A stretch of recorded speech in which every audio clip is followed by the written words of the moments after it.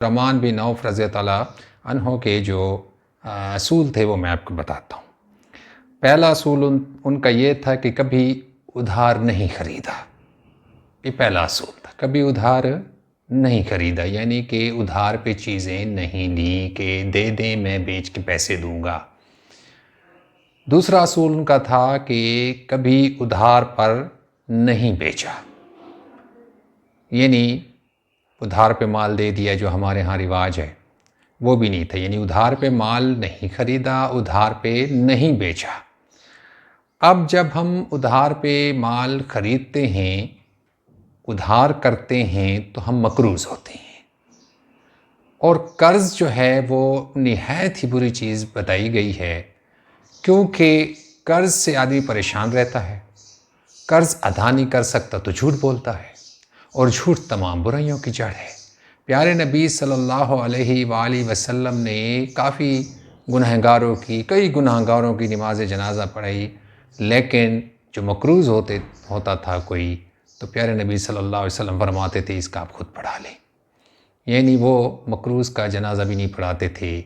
مقروض جو ہے وہ بہت سارے پھر برائیوں میں بھی مبتلا ہو جاتا ہے، لہٰذا قرض کے جو وبا ہے اس سے بچنے کے لیے عبد الرحمن بن عوف کے یہ اصول تھا پہلا کہ کبھی ادھار نہیں بیچا، کبھی ادھار نہیں خریدا۔ جو تیسرا اصول تھا ان کا یہ کہ کبھی ذخیرہ نہیں کیا، یعنی مال مہنگا ہونے کی نیت سے نہیں رکھا، ذخیرہ نہیں کیا۔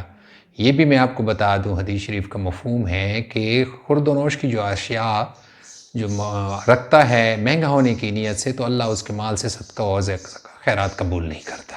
اسلام نے اس کو ڈسکریج کیا ہے۔ انہوں نے کبھی بھی مال ذخیرہ نہیں کیا، نہ مال ادھار خریدا نہ ادھار بیچا۔ تیسرا اصول تھا کہ نہ ہی انہوں نے کبھی ذخیرہ کیا، کیونکہ ذخیرہ کرنے سے جو ہے قلت پیدا ہوتی ہے، اور قلت جو ہے وہ تکلیف کا باعث ہوتی ہے۔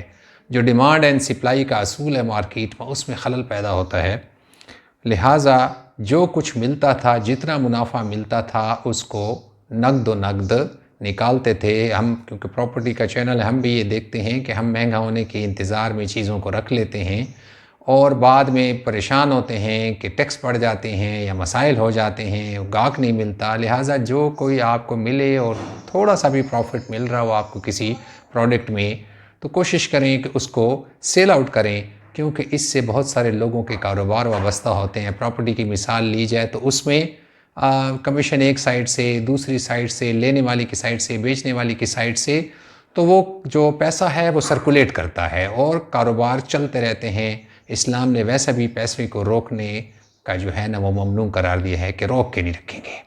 اس لیے پہلا اصول کبھی ادھار نہیں خریدا، دوسرا کبھی نہیں بیچا، تیسرا جو ہے وہ ذخیرہ نہیں کیا، اور چوتھا اصول ان کا یہ تھا کہ مال کے جو سودے میں جو عیب ہوتا تھا، جو کمی ہوتی تھی، اس کو انہوں نے کبھی نہیں چھپایا۔ یہ ایک بہت اہم وہ ہے جو ہمارے ہاں تو بالکل ناپید ہے کہ ہم کمی خامی نہیں بتاتے، لہٰذا یہ چار اصول ان کے تھے تو اللہ تعالیٰ نے اس کو بے تحاشا دولت سے نوازا تھا۔